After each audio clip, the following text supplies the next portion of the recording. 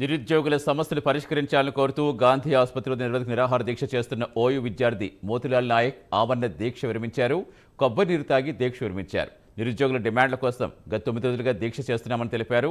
9 రోజుల దీక్షలో ఒక్క ఉద్యోగం పెరగలేదని ఆవేదన వ్యక్తం చేశారు. ఇతర రాష్ట్రాల పెత్తనం పోయినా మన బతుకు మారలేదని ఆవేదన వ్యక్తం చేశారు. 25 నుంచి 35 ఏళ్ల వయసు యువత ఉద్యోగాల కోసం కళ్ళు కాయలు కాసి ఎదురు చూస్తోందని ఫైర్ అయ్యారు. కొత్త ప్రభుత్వం రాగానే తమ డిమాండ్లు పరిష్కరిస్తామని తెలిపారని, గ్రూప్ 2, గ్రూప్ 3 ఉద్యోగాలు పెంచాలని, డిఎస్సి పోస్ట్ పోన్ చేసి మెగా డిఎస్సి రిలీజ్ చేయాలని డిమాండ్ చేశారు. ఇక ఉద్యోగాల కోసం తీవ్ర పోరాటం చేస్తామన్నారు.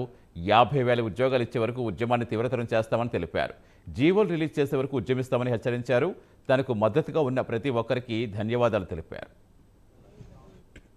2 లక్షల ఉద్యోగాల మీద మేము కట్టుబడి ఉన్నాం, ఇవి అవి అని చెప్పుకుంటూ వస్తున్నప్పుడు నేను ఒకటే చెప్పిన, నువ్వు ఏమైనా చెప్పు, నేను 10 డిమాండ్లు పెట్టినా. ఆ 10 డిమాండ్ల మీద నీ ప్రభుత్వం నిన్ను పంపించింది అన్నాను కదా, ప్రభుత్వమే నేను పంపించినప్పుడు ఆ ప్రభుత్వంతోనే నువ్వు జీవో రిలీజ్ చేసి, నువ్వు జీవో రిలీజ్ చేసినప్పుడు నువ్వు నా దగ్గర రావాల్సిన అవసరం ఏముంటుంది? నువ్వు జీవో రిలీజ్ చేయి, నేను బయటకు వస్తా.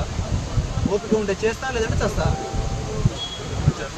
ఇప్పుడు ఇంకో ఎలిగేషన్స్ ఉన్నాయంట, నేను పైసలు తీసుకున్నాను, లేదంటే నాకేదో జాబ్ ఆఫరు, మళ్ళీ నిన్న నైట్ మనీ ఇస్తా అని, మళ్ళీ పేపర్లో కూడా నిన్న నైట్ 6 మెంబర్స్, నిన్న నైట్